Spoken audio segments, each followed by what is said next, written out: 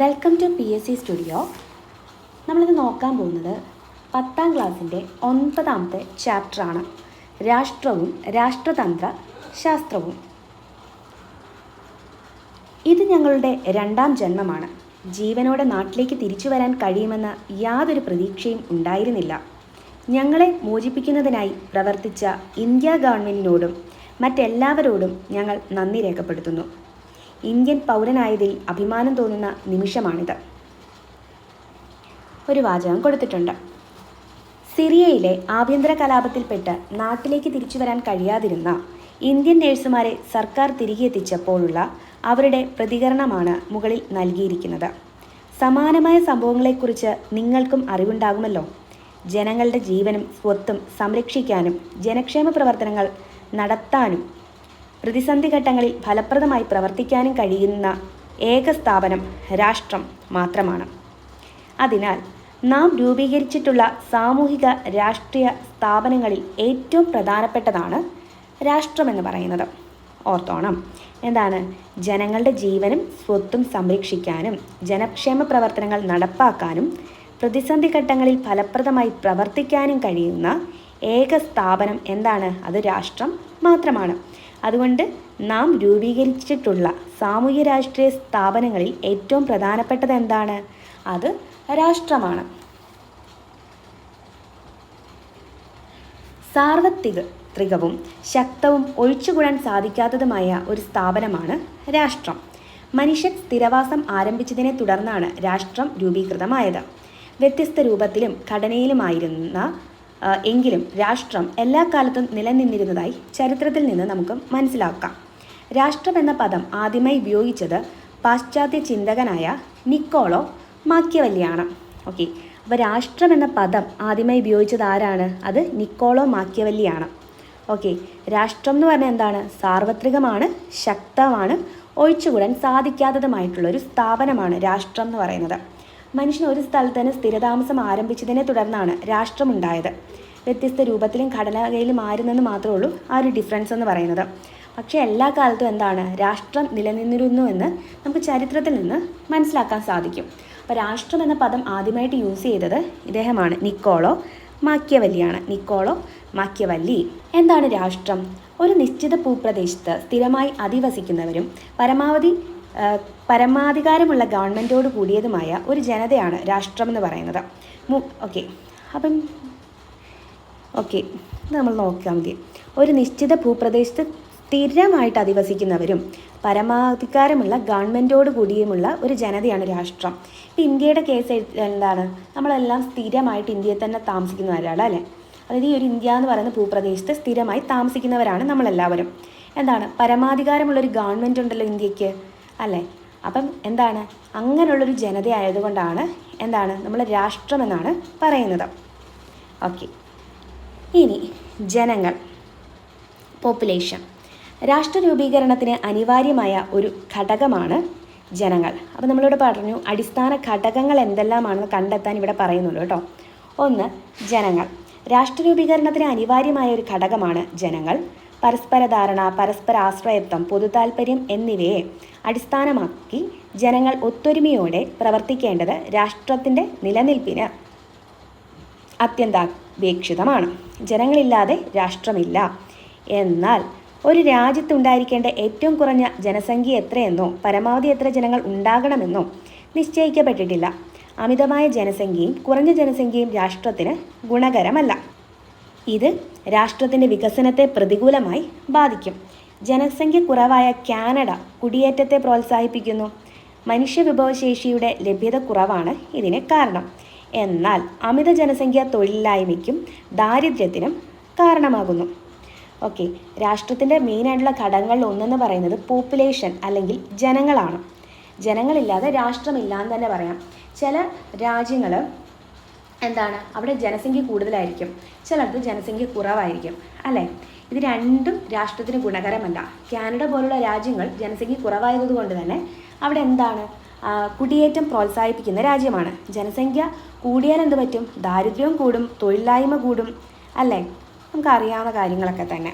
Okay, ഒരു രാജ്യത്തെ ജനങ്ങൾ ഒരു മതവിഭാഗത്തിൽപ്പെട്ടവരോ ഒരേ ഭാഷയിൽ സംസ്കാരമോ ഉള്ളവരോ ആകണമെന്നില്ല. എന്നാൽ പൊതുവായ ദേശീയതയെ അടിസ്ഥാനമാക്കി ഓരോ ഒത്തൊരുമയോടെ ജീവിക്കുന്നവരായിരിക്കണം. ദേശീയത എന്താണെന്നും അത് ഏത് രീതിയിൽ രാഷ്ട്രത്തെ സ്വാധീനിക്കുന്നുവെന്നും മുൻ അധ്യായങ്ങളിൽ ചർച്ച ചെയ്തല്ലോ. ഓക്കെ, അപ്പോൾ നമ്മുടെ ഇന്ത്യ തന്നെ എടുത്താൽ നമ്മളെല്ലാവരും ഒരേ മതവിഭാഗത്തിൽപ്പെട്ടവരോ അല്ലെങ്കിൽ ഒരേ ഭാഷയോ സംസ്കാരമോ ഉള്ളവരൊന്നും അല്ലെന്ന് നമുക്കറിയാം അല്ലേ. എല്ലാവരും എന്താണ് പൊതുവായിട്ടുള്ളൊരു ദേശീയതയെ അടിസ്ഥാനമാക്കിയാണ് യൂണിറ്റിയോടെ ജീവിക്കുന്നത്. ഇനി രണ്ടാമത് എന്താണെന്ന് വെച്ചാൽ ഭൂപ്രദേശമാണ്. ഒന്ന് നമ്മൾ പറഞ്ഞു എന്തായിരുന്നു, ജനങ്ങൾ. ഓക്കെ, രാഷ്ട്രത്തിൻ്റെ ഘടകങ്ങളിൽ ഒന്ന് ജനങ്ങളാണ്. രണ്ട് എന്ന് പറയുന്നത് ഭൂപ്രദേശമാണ്. ഭൂപടവും ചുവടെ നൽകിയ വിവരങ്ങളും പരിശോധിക്കും. ഇന്ത്യയുടെ ഭൂപ്രദേശം, അതിർത്തികൾ എന്നിവയെക്കുറിച്ചുള്ള പരാമർശങ്ങൾ ഭൂപടത്തിനൊപ്പം നൽകിയിരിക്കുന്നത്. രാഷ്ട്ര രൂപീകരണത്തിന് അനിവാര്യമായ ഒരു ഘടകമാണ് ഭൂപ്രദേശം. കൃത്യമായ അതിർത്തികളോടുകൂടിയ ഒരു ഭൂപ്രദേശം രാഷ്ട്രത്തിനുണ്ടാകണം. ജനങ്ങൾ നിശ്ചിത ഭൂപ്രദേശത്ത് സ്ഥിരതാമസമാക്കുമ്പോഴാണ് രാഷ്ട്രം രൂപീകരിക്കപ്പെടുക. ഭൂപ്രദേശ മേഖലയിലെ രാഷ്ട്രത്തിന് പൂർണ്ണമായ നിയന്ത്രണം ഉണ്ടായിരിക്കണം. ഭൂപ്രദേശം എന്നാൽ കരയും ജലമേഖലയും വായുമേഖലയും തീരമേഖലയും ചേർന്നതാണ്. അറ്റ്ലസിൻ്റെ സഹായത്തോടെ ലോകരാഷ്ട്ര ഭൂപടം നിരീക്ഷിക്കാനൊക്കെ പറഞ്ഞിട്ടുണ്ട്. സാൻ മെരീനോ, വത്തിക്കാൻ സിറ്റി തുടങ്ങിയ രാജ്യങ്ങളും നിങ്ങൾക്ക് കാണാൻ കഴിയും. വലിപ്പം കുറഞ്ഞ അത് ലോക ഭൂപടം നിരീക്ഷിക്കുമ്പോൾ കേട്ടോ. ടെറിറ്റോറിയൽ വാട്ടേഴ്സ്, സമുദ്ര സാമീപ്യമുള്ള രാജ്യങ്ങളുടെ തീരത്ത് നിന്ന് 12 നോട്ടിക്കൽ മൈൽ, അതായത് 22 കിലോമീറ്റർ കടലും ഭൂപ്രദേശത്തിൻ്റെ ഭാഗമായി കണക്കാക്കും. ഈ മേഖല ടെറിറ്റോറിയൽ വാട്ടേഴ്സ് എന്നറിയപ്പെടുന്നു. അനുമതിയില്ലാതെ ഈ മേഖലയിൽ പ്രവേശിക്കുന്ന മറ്റ് രാജ്യങ്ങളിലെ കപ്പലുകളും ബോട്ടുകളും തീരദേശ സേന പിടിച്ചെടുക്കാറുണ്ട്. ഇതൊന്ന് ജസ്റ്റ് നോക്കാം. എന്താണ് ഭൂപ്രദേശം അല്ലെങ്കിൽ ടെറിട്ടറി എന്ന് പറഞ്ഞാൽ രാഷ്ട്ര രൂപീകരണത്തിന് ഏറ്റവും ഇമ്പോർട്ടൻ്റ് ആയിട്ടുള്ള രണ്ടാമത്തെ സാധനമാണ്, ഘടകമാണ് ഭൂപ്രദേശം എന്ന് പറയുന്നത്. ആദ്യത്തെ എന്തായിരുന്നു, ജനങ്ങളാണ്. ജനങ്ങൾ നിശ്ചിത ഭൂപ്രദേശത്ത് സ്ഥിരതാമസമാക്കുമ്പോഴാണ് രാഷ്ട്രമുണ്ടാകുന്നത് അല്ലേ. കൃത്യമായ അതിർത്തികളോട് കൂടിയ ഒരു ഭൂപ്രദേശം രാഷ്ട്രത്തിനുണ്ടാകേണ്ടത് എന്താണ്, നിർബന്ധമാണ്. ഭൂപ്രദേശം എന്നാൽ എന്താണ്, അതിൽ കര മാത്രമാണ് വരുന്നത് അല്ല, കര വരും, ജലമേഖല വരും, വായുമേഖല വരും, തീരപ്രദേശം എല്ലാം കൂടി ചേർന്നതാണ് ഭൂപ്രദേശം എന്ന് പറയുന്നത്. ഇനി ടെറിറ്റോറിയൽ വാട്ടേഴ്സ് എന്താണ്, ഇപ്പോൾ സമുദ്ര സാമീപ്യമുള്ള രാജ്യങ്ങളൊക്കെ എടുത്താൽ അവരുടെ തീരപ്രദേശത്ത് നിന്നും 12 നോട്ടിക്കൽ മൈൽ അല്ലെങ്കിൽ 22 കിലോമീറ്റർ വരെയുള്ള കടൽ ഭാഗം ഭൂപ്രദേശം അല്ലെങ്കിൽ ആ ഒരു ഭൂപ്രദേശത്തിൻ്റെ ഭാഗമായിട്ട് കണക്കാക്കും. ഇതിനെയാണ് ടെറിറ്റോറിയൽ വാട്ടർ എന്ന് പറയുന്നത്. അതുകൊണ്ടാണ് എന്താണ് അനുമതിയില്ലാതെ ഈ മേഖലയിൽ പ്രവേശിക്കുന്ന വേറെ രാജ്യത്തിൻ്റെയൊക്കെ കപ്പലുകളും ബോട്ടുകളൊക്കെ എന്താണ് അവിടുത്തെ തീരദേശ സേന പിടിച്ചെടുക്കുന്നത്.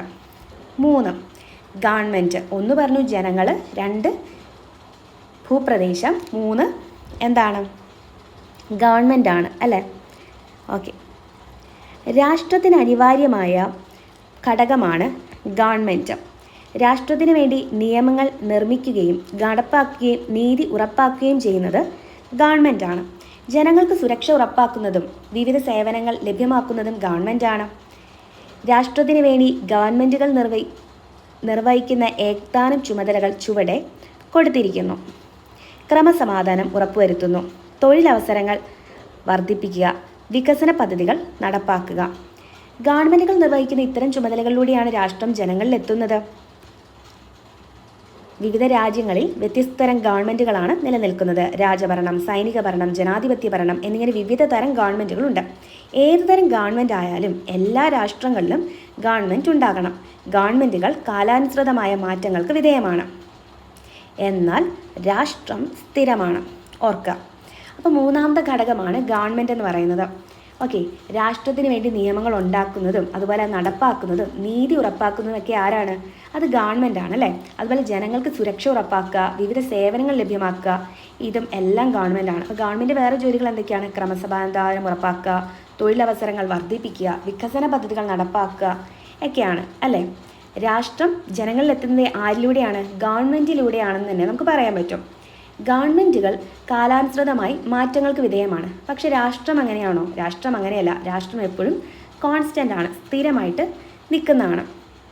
അപ്പോൾ വിവിധ രാജ്യങ്ങളിൽ നിലനിൽക്കുന്ന എന്താണ് ഗവൺമെൻറ്റുകളാണ്. രാജഭരണമുണ്ട്, ചിലയിടത്ത് രാജഭരണമായിരിക്കും അല്ലേ, ചിലയിടത്ത് സൈനിക ഭരണമായിരിക്കും, ചിലയിടത്ത് എന്താണ് ജനാധിപത്യ ഭരണമായിരിക്കും. ഓക്കെ, ഇനി പരമാധികാരം. എന്താണ് പരമാധികാരം? ഇതോടൊപ്പം നൽകിയിരിക്കുന്ന വാർത്താ തലക്കെട്ടുകൾ നിരീക്ഷിക്കൂ. എവിടെ? ഇവിടെ. ഇന്ത്യ ബംഗ്ലാദേശ് അതിർത്തി കരാർ ഒപ്പുവെച്ചു. പൊതുമേഖലാ സ്ഥാപനങ്ങളുടെ ഓഹരി വിറ്റഴിക്കും. വില വർധന നിയന്ത്രിക്കാൻ ദേശീയ തലത്തിൽ. കൃഷിയെ ലോക വ്യാപാര കരാറിൽ നിന്ന് ഒഴിവാക്കാൻ ഇന്ത്യ ആവശ്യപ്പെടും. നോക്കാം. പരമാധികാരം അല്ലെങ്കിൽ സോവർണിറ്റി. നമ്മുടെ ആമുഖത്തിൽ തന്നെ എന്താണ്? ഇന്ത്യ ഒരു പരമാധികാര സോഷ്യലിസ്റ്റ് മതേതര ജനാധിപത്യ റിപ്പബ്ലിക് ആണെന്നാണ് പറയുന്നത് അല്ലേ? എന്താണ് പരമാധികാരം? നമുക്ക് നോക്കാം. ദേശീയ വിഷയങ്ങളിലും അന്തർദേശീയ വിഷയങ്ങളിലും ഇന്ത്യ ഗവൺമെൻറ് എടുത്ത തീരുമാനങ്ങളോ നിലപാടുകളോ ആണ് ഇവിടെ പരാമർശിക്കുന്നത് അല്ലേ? ബാഹ്യ നിയന്ത്രണമില്ലാതെ ആഭ്യന്തര വിഷയത്തിൽ തീരുമാനമെടുക്കാനും അതുപോലെ അന്തർദേശീയ വിഷയങ്ങളിൽ സ്വന്തമായ നിലപാടെടുക്കാനുമുള്ള പൂർണ്ണമായ അധികാരം ആർക്കുണ്ട്? രാഷ്ട്രത്തിനുണ്ട്. രാഷ്ട്രത്തിൻ്റെ ഈ അധികാരം പരമാധികാരമെന്ന് അറിയപ്പെടുന്നു. രാഷ്ട്രത്തെ മറ്റ് സ്ഥാപനങ്ങളിൽ നിന്ന് വ്യത്യസ്തമാക്കുന്ന എന്താണ്? പരമാധികാരമാണ്. ജനങ്ങളും ഭൂപ്രദേശവും ഗവൺമെൻറ്റും ഉണ്ടായാലും രാഷ്ട്രം രൂപീകരിക്കപ്പെടുകയില്ല. പരമാധികാരമുണ്ടെങ്കിൽ മാത്രമേ രാഷ്ട്രം നിലവിൽ വരികയുള്ളൂ. രാഷ്ട്രത്തിൻ്റെ സമ്പൂർണവും അപരിമിതവും അവിഭാജ്യവുമായ അധികാരമാണ് അത്. പരമാധികാരം വിഭജിക്കപ്പെട്ടാൽ പുതിയ രാഷ്ട്രം രൂപീകരിക്കപ്പെടും. പരമാധികാരത്തിന് പ്രധാനമായും 2 തലങ്ങളുണ്ട്. അവ ഏതെല്ലാമാണെന്ന് നോക്കാം. ആഭ്യന്തരതലം, ബാഹ്യതലം. ആഭ്യന്തരതലം എന്താണ്? ഭൂപ്രദേശ പരിധിക്കുള്ളിൽ എല്ലാ വിഷയത്തിലും തീരുമാനമെടുക്കാനുള്ള അധികാരമാണ്. ബാഹ്യതലമോ? അന്തർദേശീയ വിഷയങ്ങളിൽ സ്വന്തമായി തീരുമാനമെടുക്കാനുള്ള അധികാരം ആണ്. അപ്പോൾ ഇതൊന്ന് ജസ്റ്റ് നോക്കാം. എന്താണ് പരമാധികാരം എന്ന് പറയുന്നത്? ബാഹ്യ നിയന്ത്രണം ഒന്നുമില്ലാതെ, അതായത് ഇപ്പം ഇന്ത്യക്ക് ആഭ്യന്തര വിഷയങ്ങൾ, അതായത് ഇന്ത്യയുടെ ഉള്ളിൽ സംഭവിക്കുന്ന വിഷയങ്ങളിൽ തീരുമാനമെടുക്കാനും അതുപോലെ തന്നെ അന്തർദേശീയ വിഷയങ്ങളിൽ സ്വന്തമായി നിലപാടെടുക്കാനുമുള്ള പൂർണ്ണമായുള്ള അധികാരമുണ്ട്. അതിനെയാണ് എന്തെന്ന് പറയുന്നത്? നമ്മുടെ പരമാധികാരം, നമ്മുടെ രാജ്യത്തിൻ്റെ പരമാധികാരം എന്ന് പറയുന്നത്.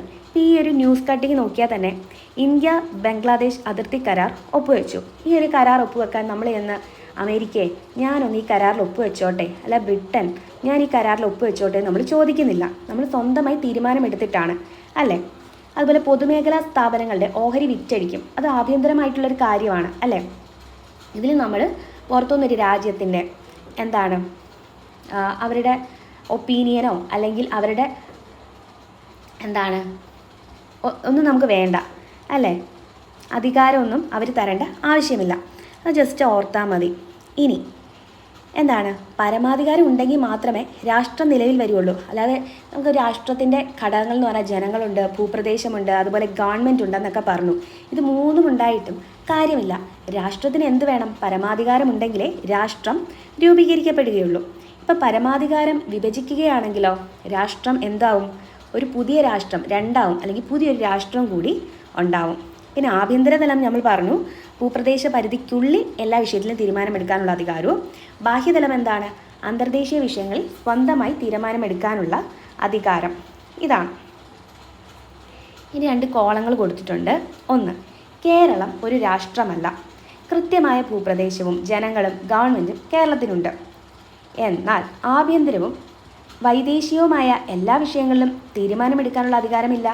അതുകൊണ്ട് തന്നെ കേരളത്തെ രാഷ്ട്രമായി കണക്കാക്കാൻ കഴിയില്ല. അപ്പോൾ നമുക്ക് വേണേൽ ചിന്തിക്കാം, കേരളത്തിന് മാപ്പൊക്കെ എടുക്കുമ്പോൾ സ്വന്തമായിട്ടൊരു ഭൂപ്രദേശമുണ്ട്, സ്വന്തമായിട്ട് അതിർത്തിയുണ്ട്, കേരളത്തിൽ ഗവൺമെൻറ് ഉണ്ട്, അതുപോലെ ജനങ്ങളുണ്ട്, എങ്കിലും ഇതൊരു രാഷ്ട്രമാക്കിക്കൂടെയെന്ന്. അങ്ങനെ പറ്റില്ല. കാരണം ആഭ്യന്തരവും വിദേശ കാര്യങ്ങളിൽ എല്ലാ കാര്യങ്ങളുമല്ല, ചില കാര്യങ്ങൾ എടുക്കാം. എല്ലാ വിഷയങ്ങളും തീരുമാനമെടുക്കാനുള്ള അധികാരം ആർക്കില്ല? കേരളത്തിലില്ല. അതുകൊണ്ടാണ് കേരളം ഒരു രാഷ്ട്രമല്ല. ഇനി ദക്ഷിണ സുഡാൻ വിഭജിച്ച് 2011 രൂപീകൃതമായ രാഷ്ട്രമാണ് ദക്ഷിണ സുഡാൻ. ഒരു രാഷ്ട്രത്തിൻ്റെ പരമാധികാര വിഭജനം പുതിയ രാഷ്ട്ര രൂപീകരണത്തിലേക്ക് നയിക്കുമെന്നതിന് ഏറ്റവും പുതിയ ഉദാഹരണമാണ് ഐക്യരാഷ്ട്രസഭയിലെ 193ാമത് അംഗരാജ്യമായി ദക്ഷിണ സുഡാൻ മാറിയത്. 2011 ദക്ഷിണ സുഡാൻ എന്ന് പറയുന്ന രാജ്യം ഉണ്ടാകുന്നുണ്ട്. സുഡാൻ എന്ന് പറയുന്ന രാജ്യം വിഭജിച്ചിട്ടാണ്. ഇപ്പം നമ്മൾ പറഞ്ഞ പോലെ തന്നെ ഈ അധികാര വിഭജനം തന്നെയാണ് അവിടെ നടന്നത്. അത് പരമാധികാരം വിഭജിക്കുമ്പോഴാണല്ലോ പുതിയൊരു രാഷ്ട്രം ഉണ്ടാകുന്നത്. അതിന് ബെസ്റ്റ് എക്സാമ്പിൾ പറയാൻ പറ്റുന്ന രാജ്യമാണ് ദക്ഷിണ സുഡാൻ എന്ന് പറയുന്നത്. ഓക്കെ, ഐക്യരാഷ്ട്രസഭയുടെ 193ാമത്തെ അംഗരാജ്യമാണ് ദക്ഷിണ സുഡാൻ എന്നും കൂടി ഓർക്കുക. 193ാമത്തെ അംഗരാജ്യമാണ്. 2011 ദക്ഷിണ സുഡാൻ എന്ന് പറയുന്ന രാജ്യം രൂപീകൃതമായത്. ഓക്കെ, ഇനി രാഷ്ട്രത്തിൻ്റെ ചുമതലകൾ.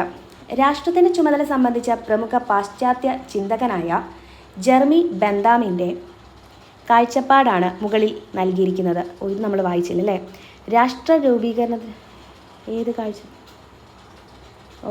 മുകളിലല്ല, താഴെയാണ് കേട്ടോ. ഓക്കെ, രാഷ്ട്രത്തിൻ്റെ ലക്ഷ്യം ഏറ്റവും കൂടുതൽ പേർക്ക് ഏറ്റവും കൂടുതൽ നന്മ ചെയ്യലാണ് എന്ന് ജെർമി ബെന്താം പറഞ്ഞിട്ടുണ്ട്. രാഷ്ട്രത്തിൻ്റെ ലക്ഷ്യം ഏറ്റവും കൂടുതൽ പേർക്ക് ഏറ്റവും കൂടുതൽ നന്മ ചെയ്യൽ ആണ് എന്ന് പറഞ്ഞ ആരാണ്? ജെർമി ബെന്താമാണ്.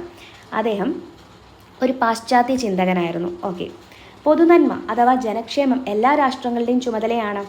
ഗ്രീക്ക് ചിന്തകനായ പ്ലേറ്റോയും അരിസ്റ്റോട്ടിലും രാഷ്ട്രത്തിൻ്റെ പ്രധാന ചുമതലകളായി കണക്കാക്കിയത് പൗരന് മെച്ചപ്പെട്ട ജീവിതം നൽകുക എന്നതാണ്. ആധുനിക കാലത്ത് അതിവിപുലമായ ചുമതലകളാണ് രാഷ്ട്രത്തിനുള്ളത്. ക്ഷേമരാഷ്ട്രം, വെൽഫെയർ സ്റ്റേറ്റ് എന്ന ആശയം നിലവിൽ വന്നതോടെ ചുമതലകളും ഗണ്യമായി വർദ്ധിച്ചു. രാഷ്ട്രത്തിൻ്റെ ചുമതലകൾ സൂചിപ്പിക്കുന്ന ചാർട്ട് നിരീക്ഷിക്കൂ. രാഷ്ട്രത്തിൻ്റെ ചുമതലകൾ: നിർബന്ധിതമായ ചുമതലയുണ്ട്, അതുപോലെ വിവേചനപരമായ ചുമതലയുണ്ട്. നിർബന്ധിതമായിട്ട് അതിർത്തി സംരക്ഷണം, ആഭ്യന്തര സമാധാനം, അവകാശ സംരക്ഷണം, നീതി നടപ്പാക്കൽ. വിവേചനപരമായ സംരക്ഷണം ചുമതല ആരോഗ്യ സംരക്ഷണം നൽകുക, വിദ്യാഭ്യാസ സൗകര്യം നൽകുക, ക്ഷേമ പദ്ധതികൾ നടപ്പാക്കുക, ഗതാഗത സൗകര്യം ഒരുക്കുക. രാഷ്ട്രം എല്ലാ കാലത്തും നിർബന്ധമായി നിർവഹിക്കേണ്ട ചുമതലകളാണ് നിർബന്ധിത ചുമതലകൾ. നിർബന്ധിത ചുമതലകൾ നിർവഹിക്കുന്നതിൽ നിന്നും രാഷ്ട്രങ്ങൾക്ക് മാറി നിൽക്കുക സാധ്യമല്ല.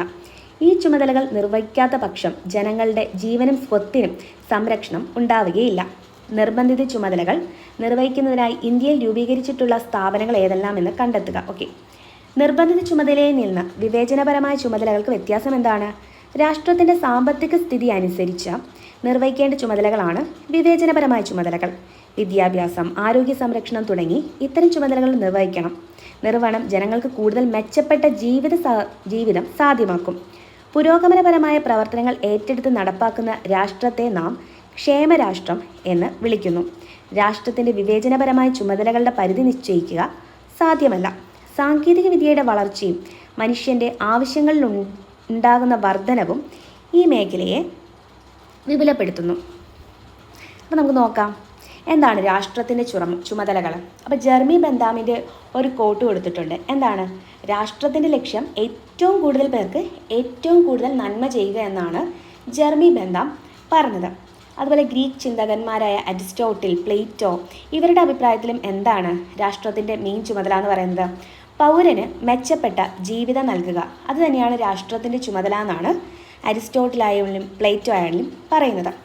ഇനി ക്ഷേമരാഷ്ട്രം അല്ലെങ്കിൽ വെൽഫെയർ സ്റ്റേറ്റ് എന്ന് പറഞ്ഞാൽ എന്താണ്? ആ ഒരു ആശയം വന്നതോടുകൂടി എന്താണ് നമ്മുടെ രാഷ്ട്രത്തിൻ്റെ ചുമതലകളും അതുപോലെ എന്താണ് എല്ലാം വർദ്ധിക്കുന്നുണ്ട്.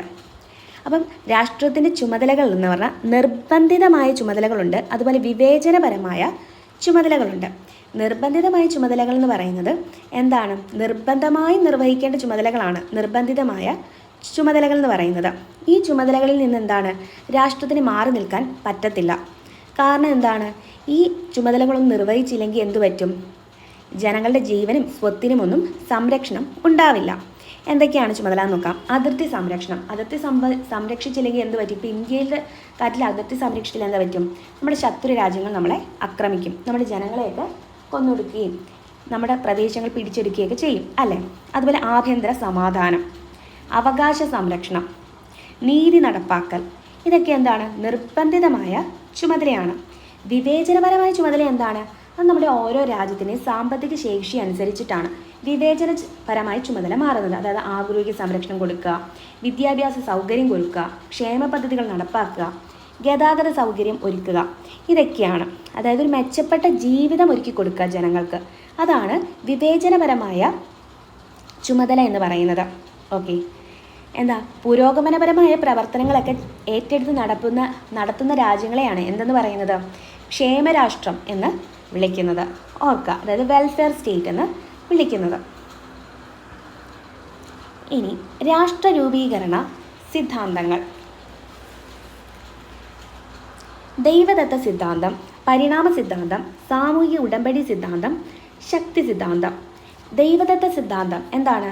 രാഷ്ട്രം ദൈവ സൃഷ്ടിയാണ്. രാജാവ് ദൈവത്തിൻ്റെ പ്രതിപുരുഷനാണ്.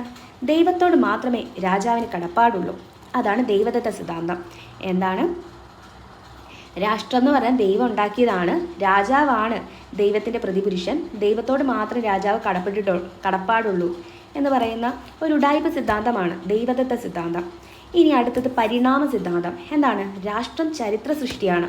സാമൂഹ്യ പരിണാമ പ്രക്രിയയുടെ ഫലമായാണ് അത് രൂപം കൊണ്ടത്. ഇത് 2019 VEO എക്സാമിൽ ചോദിച്ചൊരു ക്വസ്റ്റ്യൻ ആണ് കേട്ടോ. പരിണാമ സിദ്ധാന്തം എന്താണെന്ന്. രാഷ്ട്രം ചരിത്ര സൃഷ്ടിയാണെന്നാണ് പറയുന്നത് ഇതിനകത്ത്. അതുപോലെ എന്താണ്? സാമൂഹ്യ പരിണാമ പ്രക്രിയയിലൂടെയാണ് പ്രക്രിയയുടെ ഫലമായിട്ടാണ് രാഷ്ട്രം ഉണ്ടായതെന്ന് പറയുന്നു. അതുപോലെ സാമൂഹിക ഉടമ്പടി സിദ്ധാന്തം.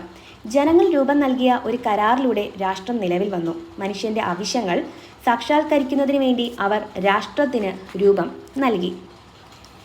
ജനങ്ങൾ ഉണ്ടാക്കിയ ഒരു കരാറിലൂടെയാണ് രാഷ്ട്രം വന്നത്. ആ ഒരു മനുഷ്യൻ്റെ ആവശ്യങ്ങളൊക്കെ നടപ്പാക്കാൻ വേണ്ടിയിട്ട് അവർ രാഷ്ട്രത്തിന് രൂപം നൽകി എന്നാണ് പറയുന്നത്. ഇനി ശക്തി സിദ്ധാന്തം. ശക്തരായവർ ദുർബലരുടെ മേൽ ആധിപത്യം സ്ഥാപിച്ചതിലൂടെ രാഷ്ട്രം രൂപീകരിക്കപ്പെട്ടു എന്നാണ് പറഞ്ഞത്. ശക്തി സിദ്ധാന്തം പറഞ്ഞത് ശക്തരായവർ ദുർബലരുടെ മേൽ ആധിപത്യം സ്ഥാപിച്ചിട്ടാണ് രാഷ്ട്രം ഉണ്ടായതെന്നാണ് പറഞ്ഞത്. അതായത് രാഷ്ട്രം ഉണ്ടായെന്ന് പറയുന്ന 4 സിദ്ധാന്തങ്ങളാണ് പറഞ്ഞിരിക്കുന്നത്. ഒന്ന് ദൈവദത്ത സിദ്ധാന്തം, പിന്നെ പരിണാമ സിദ്ധാന്തം, സാമൂഹിക ഉടമ്പടി സിദ്ധാന്തം, ശക്തി സിദ്ധാന്തം. ഓർത്തു വെക്കാം. മുകളിൽ നൽകിയിരിക്കുന്നവയിൽ ഏറ്റവും സ്വീകാര്യമായത് പരിണാമ സിദ്ധാന്തമാണ്. വിവിധ സാഹചര്യങ്ങളുടെ സ്വാധീന ഫലമായി രാഷ്ട്രം രൂപം കൊള്ളുകയും വിവിധ വികാസ പരിണാമങ്ങളിലൂടെ ഇന്നത്തെ രൂപത്തിൽ എത്തുകയും ചെയ്തു എന്ന് ഈ സിദ്ധാന്തം വ്യക്തമാക്കുന്നു.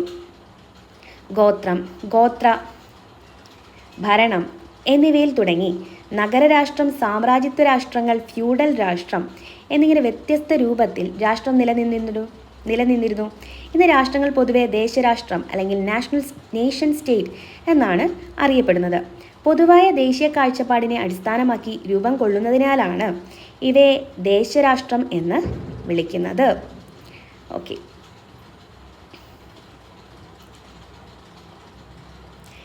പണ്ട് മുതലേ ഗോത്രം, ഗോത്രഭരണം, നഗരരാഷ്ട്രം, സാമ്രാജ്യത്വ രാഷ്ട്രങ്ങൾ, ഫ്യൂഡൽ രാഷ്ട്രം എന്നിങ്ങനെ വ്യത്യസ്ത രൂപത്തിൽ രാഷ്ട്രം പണ്ട് മുതലേ നിലനിന്നിരുന്നു. ഇന്ന് രാഷ്ട്രങ്ങൾ പൊതുവെ അറിയപ്പെടുന്നത് നേഷൻ സ്റ്റേറ്റ് അല്ലെങ്കിൽ ദേശരാഷ്ട്രം എന്നാണ് അല്ലേ. പൊതുവായിട്ടുള്ള ഒരു ദേശീയ കാഴ്ചപ്പാടിനെ അടിസ്ഥാനമാക്കി രൂപം കൊള്ളുന്നത് കൊണ്ടാണ് എന്തെന്ന് പറയുന്നത്? ദേശരാഷ്ട്രം എന്ന് പറയുന്നത്. ഓക്കെ. ഇനി അടുത്തത് രാഷ്ട്രവും പൗരനും. രാഷ്ട്ര രൂപീകരണത്തിന് ജനങ്ങൾ അനിവാര്യമാണെന്ന് മുമ്പ് നമ്മൾ ചർച്ച ചെയ്തല്ലോ. ഇന്ത്യൻ പൗരന് രാജ്യത്തിന് പുറത്ത് സഞ്ചരിക്കാൻ അനിവാര്യമായ പാസ്പോർട്ടിൻ്റെ ചിത്രം നൽകിയിരിക്കുന്നു. പാസ്പോർട്ട്, ജനന സർട്ടിഫിക്കറ്റ് തുടങ്ങിയവയിൽ ദേശീയത രേഖപ്പെടുത്താറുണ്ട്. ഒരു വ്യക്തിയുടെ പൗരത്വം ഏതാണെന്ന് ഇത് വ്യക്തമാക്കുന്നു. നമുക്കറിയാം പാസ്പോർട്ട് എന്താണെന്ന് അല്ലേ, പറയണ്ട. ഇനി പൗരത്വം. ഒരു രാഷ്ട്രത്തിൻ്റെ നിയമനിർമ്മാണ നടപടികളിലും നീതി നിർവഹണത്തിലും പങ്കെടുക്കാൻ അധികാരമുള്ള ഏതു വ്യക്തിയെയും ആ രാഷ്ട്രത്തിൻ്റെ പൗരൻ എന്ന് വിളിക്കും. അരിസ്റ്റോട്ടിൽ പറഞ്ഞതാണ്. അരിസ്റ്റോട്ടിൽ എന്താണ് പറഞ്ഞത്? ഒരു പൗരൻ എന്ന് വിളിക്കുന്നത് ആരെയാണ്? ഒരു രാഷ്ട്രത്തിൻ്റെ നിയമനിർമ്മാണ നടപടികളിലും നീതി നിർവഹണത്തിലും പങ്കെടുക്കാൻ അധികാരമുള്ള ഏത് വ്യക്തിയെയും എന്തെന്ന് വിളിക്കാം? ആ രാജ്യത്തെ രാഷ്ട്രൻ അല്ല ആ രാഷ്ട്രത്തിലെ പൗരൻ എന്ന് വിളിക്കാം. ആ രാഷ്ട്രത്തിൻ്റെ പൗരൻ എന്ന് വിളിക്കാം. ഗ്രീക്ക് ചിന്തകനായ അരിസ്റ്റോട്ടിലിൻ്റെ പൗരത്വ കാഴ്ചപ്പാടാണ് ഇത് മുകളിൽ നൽകിയിരിക്കുന്നത്. രാഷ്ട്രവും പൗരനും തമ്മിലുള്ള ബന്ധം ഇതിലൂടെ വ്യക്തമാക്കുന്നു. ഒരു രാജ്യത്തെ പൂർണ്ണമായും തുല്യമായ അംഗത്വമാണ് പൗരത്വം. ഒരു വ്യക്തിയെ രാഷ്ട്രീയ അവകാശങ്ങളും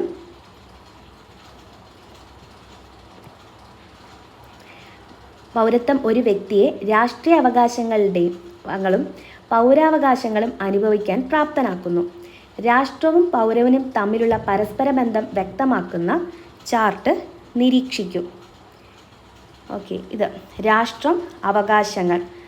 രാഷ്ട്രം അവകാശങ്ങൾ പൗരന് കൊടുക്കുന്നു, പൗരൻ തൻ്റെ കടമകൾ രാഷ്ട്രത്തോട് ചെയ്യുന്നു. അങ്ങനൊരു ചാർട്ട് കൊടുത്തിട്ടുണ്ട്. ജനാധിപത്യ വ്യവസ്ഥ നിലവിൽ വന്നതോടെയാണ് പൗരത്വം എന്ന ആശയത്തിന് പ്രാധാന്യം ലഭിച്ചത്. ജനാധിപത്യ വ്യവസ്ഥ ഭരണനിർവഹണത്തിൽ പൗരൻ്റെ പങ്കാളിത്തം രാഷ്ട്രീയ അവകാശങ്ങളിലൂടെ ഉറപ്പുവരുത്തുന്നു. പൗരന് മാത്രമാണ് രാഷ്ട്രീയ അവകാശങ്ങൾ ലഭിക്കുക. ഒരു രാജ്യത്ത് താമസിക്കുന്ന എല്ലാവരും ആ രാജ്യത്തെ പൗരന്മാരാണോ? പൗരന്മാരെ കൂടാതെ വിദേശികളും ഒരു രാജ്യത്തുണ്ടാവും. ധാരാളം ഇന്ത്യൻ പൗരന്മാർ വിദേശ രാജ്യങ്ങളിൽ തൊഴിൽ ചെയ്യുന്നുണ്ടെന്ന് നിങ്ങൾക്കറിയാമല്ലോ. പൗരന് ലഭിക്കുന്ന എല്ലാ അവകാശങ്ങളും വിദേശികൾക്ക് ലഭിക്കില്ല. ഇന്ത്യയിൽ പൗരന് മാത്രം ലഭിക്കുന്ന ഏതാനും അവകാശങ്ങൾ നൽകിയിരിക്കുന്നു. കൂടുതൽ അവകാശങ്ങൾ എഴുതുക. തിരഞ്ഞെടുപ്പിൽ മത്സരിക്കാനുള്ള അവകാശം. പിന്നെന്താണ്? വോട്ട് ചെയ്യാനുള്ള അവകാശം. അത് ഇന്ത്യൻ പൗരന് മാത്രമുള്ളൂ അല്ലേ? അതുപോലെ തൊഴിൽ എന്താണ്? അവസര സമത്വം. തൊഴിലുകളിലൊക്കെ അവസര സമത്വം, അതൊക്കെ. ഇനി പൗരത്വം എങ്ങനെയെല്ലാം ലഭിക്കുന്നു? പൗരത്വം പൊതുവെ 2 തരമുണ്ട്. സ്വാഭാവിക പൗരത്വം, ആർജിത പൗരത്വവുമുണ്ട്. ജന്മനാ ലഭിക്കുന്ന പൗരത്വമാണ് സ്വാഭാവിക പൗരത്വം. അതുപോലെ ഒരു രാജ്യത്ത് നിലവിലുള്ള നിയമാനുസൃത നടപടികൾ പാലിച്ചുകൊണ്ട് ഒരാൾ നേടുന്ന പൗരത്വമാണ് ആർജിത പൗരത്വം. പൗരത്വ നിയമങ്ങൾ മുന്നോട്ട് വയ്ക്കുന്ന യോഗ്യതകൾ ഉണ്ടെങ്കിൽ മാത്രം പൗരത്വം നേടിയെടുക്കാൻ കഴിയും. നോക്കാം ഇത്രയും. അപ്പോൾ എന്താണ് പൗരത്വം? അപ്പോൾ അരിസ്റ്റോട്ടലിൻ്റെ ഒരു വാക്ക് പറഞ്ഞിട്ടുണ്ട്. എന്താണ്? ഒരു രാഷ്ട്രത്തിൻ്റെ നിയമനിർമ്മാണ നടപടികളിലും നീതി നിർവഹണത്തിലും പങ്കെടുക്കാൻ അധികാരമുള്ള ഏത് വ്യക്തിയും എന്ത് പറയാം? ആ രാഷ്ട്രത്തിൻ്റെ പൗരൻ എന്ന് വിളിക്കാം അല്ലേ? ഒരു രാജ്യത്തെ പൂർണ്ണവും തുല്യമോ ആയ അംഗത്വമാണ് പൗരത്വം എന്ന് നമുക്ക് പറയാൻ പറ്റും. പൗരത്വം ഒരു വ്യക്തിയെ രാഷ്ട്രീയ അവകാശങ്ങളും പൗരാവകാശങ്ങളും അനുഭവിക്കാൻ എന്താണ് പ്രാപ്തനാക്കുന്നത്? എന്താണ്? പൗരത്വമാണ്. രാഷ്ട്രവും പൗരനും തമ്മിലുള്ള ബന്ധം എന്താണെന്ന് ഇവിടെ ഒരു ചാർട്ടിൽ കാണിച്ചിട്ടുണ്ട്. ഇനി ജനാധിപത്യ വ്യവസ്ഥ, അതായത് ഡെമോക്രാറ്റിക് സിസ്റ്റം നിലവിൽ വന്നതോടെയാണ് എന്തെന്ന് പറയുന്നത്? പൗരത്വം എന്ന ആശയത്തിന് കൂടുതൽ ഇമ്പോർട്ടൻസ് കിട്ടി തുടങ്ങിയത്. അപ്പോൾ രാഷ്ട്രീയ അവകാശങ്ങളിലൂടെ എന്താണ്? പൗരൻ്റെ പങ്കാളിത്തം ജനാധിപത്യ ഭരണ നിർവഹണത്തിൽ എന്താണ്? ഉറപ്പുവരുത്തുന്നുണ്ട്. പൗരന് മാത്രമാണ് രാഷ്ട്രീയ അവകാശങ്ങൾ ലഭിക്കുക. അത് വിദേശ പൗരന്മാർക്ക് ഇപ്പോൾ ഇന്ത്യയുടെ എന്താണ്? രാഷ്ട്രീയ അവകാശങ്ങളൊന്നും കിട്ടില്ല. അതായത് വോട്ട് ചെയ്യാൻ പറ്റില്ല, ഇലക്ഷനിൽ പങ്കെടുക്കാൻ പറ്റില്ല, അങ്ങനെയുള്ള കാര്യങ്ങളും വിദേശ പൗരന്മാർക്ക് ലഭ്യമാവില്ല.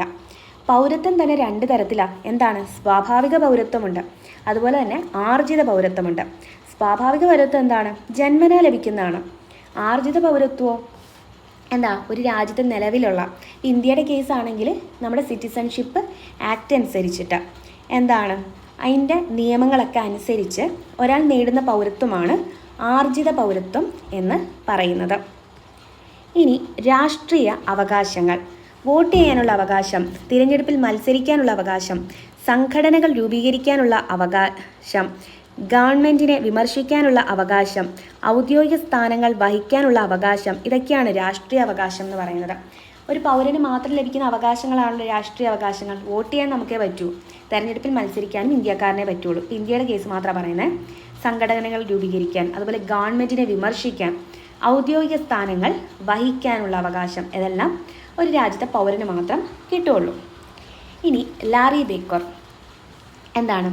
1917 ബ്രിട്ടനിലെ ബർമിംഗ്ഹാമിൽ ജനിച്ചു. 1945 ലെപ്രസി മിഷൻ്റെ ഭാഗമായി ഇന്ത്യയിലെത്തി. ഗാന്ധിയൻ ആശയങ്ങൾ അദ്ദേഹത്തെ വളരെയധികം സ്വാധീനിച്ചു.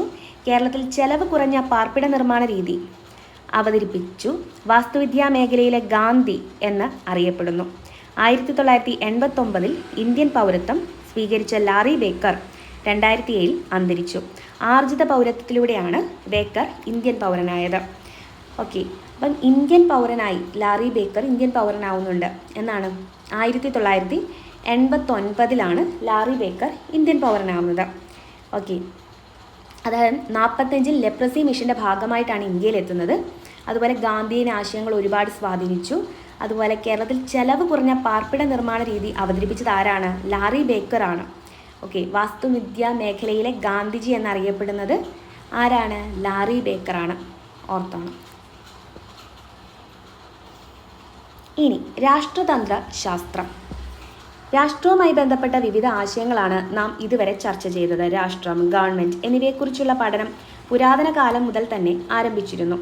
മനുഷ്യൻ്റെ നിത്യജീവിതവുമായി ബന്ധപ്പെട്ട് നിൽക്കുന്നതിനാൽ രാഷ്ട്രീയ വിഷയങ്ങളെ കൂടുതൽ സമഗ്രമായ വിശകലനത്തിനും പഠനത്തിനും വിധേയമാക്കേണ്ടതുണ്ട്. രാഷ്ട്രവുമായി ബന്ധപ്പെട്ട ഒരു പഠനമേഖല എന്ന നിലയിലാണ് രാഷ്ട്രതന്ത്ര ശാസ്ത്രം നിലവിൽ വന്നത്. പുരാതന ഗ്രീക്ക് ചിന്തകനായ അരിസ്റ്റോട്ടിൽ രാഷ്ട്രതന്ത്ര ശാസ്ത്രത്തിന് നൽകിയിരിക്കുന്ന നിർവചനം നോക്കാം. രാഷ്ട്രത്തെക്കുറിച്ചും ഗവൺമെൻറ്റിനെക്കുറിച്ചുമുള്ള പഠനമാണ് രാഷ്ട്രതന്ത്ര ശാസ്ത്രം. അരിസ്റ്റോട്ടിലിൻ്റെ നിർവചനമനുസരിച്ച് രാഷ്ട്രം, ഗവൺമെൻറ് എന്നീ സ്ഥാപനങ്ങളെക്കുറിച്ചുള്ള പഠനമാണ് രാഷ്ട്രതന്ത്ര ശാസ്ത്രം. രാഷ്ട്രീയ വിഷയങ്ങൾ ചർച്ച ചെയ്യുന്ന തൻ്റെ കൃതിക്ക് അരിസ്റ്റോട്ടിൽ പൊളിറ്റിക്സ് എന്ന പേര് നൽകി.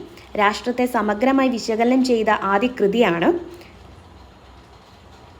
അത്.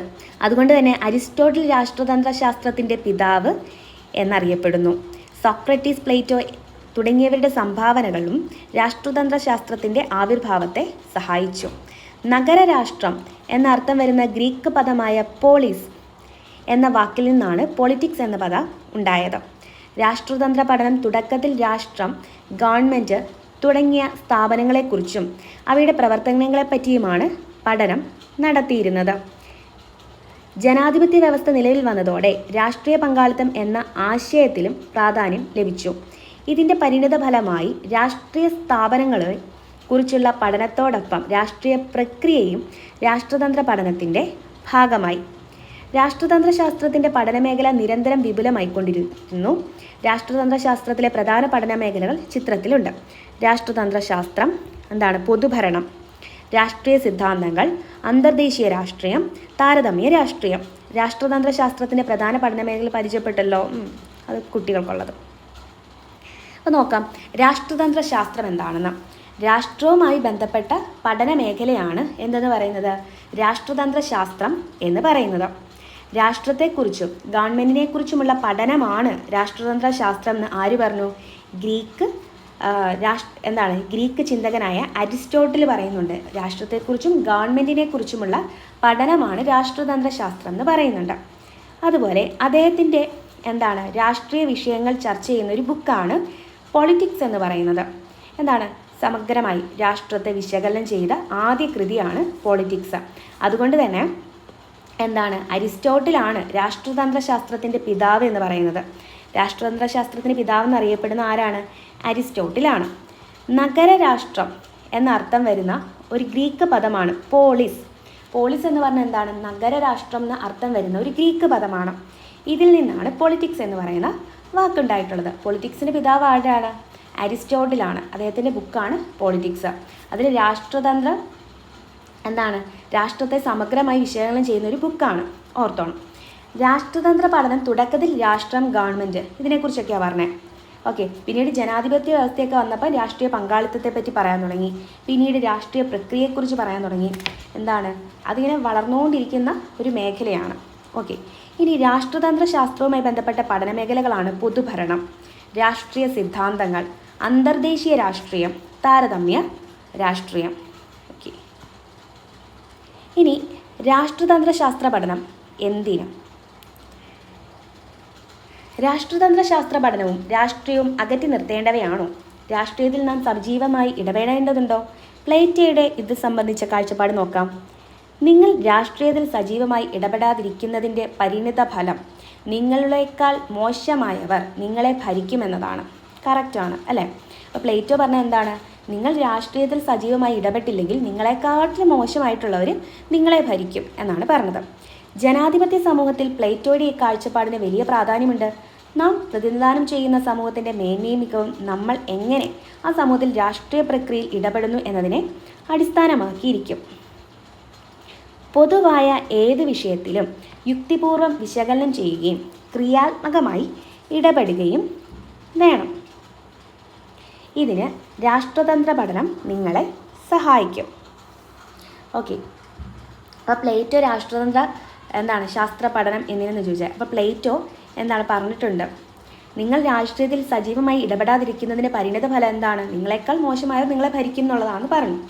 പിന്നെ ജനാധിപത്യ ഡെമോക്രാറ്റിക്കുള്ളൊരു സൊസൈറ്റിയിലേക്ക് വരുമ്പോൾ നാം പ്രതിനിധാനം ചെയ്യുന്ന സമൂഹത്തിൻ്റെ മേന്മയും മികവും നമ്മൾ എങ്ങനെ ആ സമൂഹത്തിൻ്റെ രാഷ്ട്രീയ പ്രക്രിയയിൽ ഇടപെടുന്നു എന്നതിനെ ഡിപ്പെൻഡ് ചെയ്തിട്ടായിരിക്കും ഇരിക്കുന്നത്. പൊതുവായിട്ടുള്ള ഏത് വിഷയത്തിലും യുക്തിപൂർവ്വം വിശകലനം ചെയ്യുകയും ക്രിയാത്മകമായിട്ട് നമ്മൾ ഇടപെടുകയും വേണം. ഇതിനെയാണ് എന്തെന്ന് പറയുന്നത്? രാഷ്ട്രതന്ത്ര പഠനം എന്ന് പറയുന്നത്. ഇനി രാഷ്ട്രത്തിൽ നിന്ന് രാഷ്ട്രതന്ത്ര ശാസ്ത്രത്തിലേക്ക് രാഷ്ട്രം, രാഷ്ട്രത്തിൻ്റെ ചുമതലകൾ എന്തൊക്കെയാണ്? നിർബന്ധിത ചുമതലകളുണ്ട്, വിവേചനപരമായ ചുമതലകളുണ്ട്. അല്ലേ? അത് നമുക്ക് ഇത് തന്നെ തുടങ്ങാം. രാഷ്ട്രം. എന്താണ് രാഷ്ട്രം എന്നാ പറഞ്ഞേ? ഒരു നിശ്ചിതമായ ഭൂപ്രദേശത്ത് സ്ഥിരമായി അധിവസിക്കുന്നവരും പരമാധികാരമുള്ള ഗവൺമെൻറ്റിനോട് കൂടിയതുമായിട്ടുള്ള ജനതയാണ് എന്തെന്ന് പറയുന്നത്? രാഷ്ട്രം എന്ന് പറയുന്നു. അതിൻ്റെ ഘടകങ്ങൾ ഏതൊക്കെയാണ്? ഒന്ന് ജനങ്ങൾ, അതുപോലെ ഭൂപ്രദേശം, ഗവൺമെൻറ്, പരമാധികാരം. ഓർമ്മ വന്നല്ലോ? ഓക്കെ. ഈ രാഷ്ട്രത്തിൻ്റെ ചുമതലകൾ എന്തൊക്കെയാണ്? നിർബന്ധിതമായ ചുമതലയുണ്ട്. എന്താണ്? എല്ലാ കാലത്തും നിർബന്ധമായി രാഷ്ട്രം ചെയ്യേണ്ട ചുമതലകൾ. വിവേചനപരമായ ചുമതലകളുണ്ട്. എന്താണ്? സാമ്പത്തിക സ്ഥിതി അനുസരിച്ച് ചെയ്യേണ്ട ചുമതലകളാണ്. ഇനി രാഷ്ട്രത്തിൻ്റെ ആവിർഭാവം, ദൈവത്വ സിദ്ധാന്തം, എന്താണ്? പരിണാമ സിദ്ധാന്തം, സാമൂഹിക ഉടമ്പടി സിദ്ധാന്തം, ശക്തി സിദ്ധാന്തം. ഓർമ്മ വന്നല്ലോ? ഇനി രാഷ്ട്രവും പൗരനും, പിന്നെ രാഷ്ട്രതന്ത്ര ശാസ്ത്രം. ഓക്കെ, ഇത്രയും ഉള്ളൂ. ഇതോടെ ഈ ഒരു ചാപ്റ്റർ കംപ്ലീറ്റ് ആയി. ഓക്കെ, അപ്പോൾ എല്ലാവരും ഈ ചാപ്റ്റർ കുറേ പോയിൻറ്റ്സ് ഒക്കെ, ലാറി ബേക്കർ, അതുപോലെ പരിണാമ സിദ്ധാന്തം, അതുപോലെ പൗരത്വത്തെ പറ്റി പറയുന്ന പാർട്ട്, ഇതുപോലെ എന്താ പ്ലേറ്റോയുടെ, അരിസ്റ്റോട്ടിലിൻ്റെ, എന്താ ജെർമി ബെന്താമിൻ്റെ ഒക്കെ എന്താണ് കോട്ട്സ് ഒക്കെ നന്നായിട്ട് നോക്കി വെക്കുക. ഓക്കെ, അപ്പോൾ എല്ലാവരും നന്നായിട്ട് പഠിക്കുക. Okay, thank you.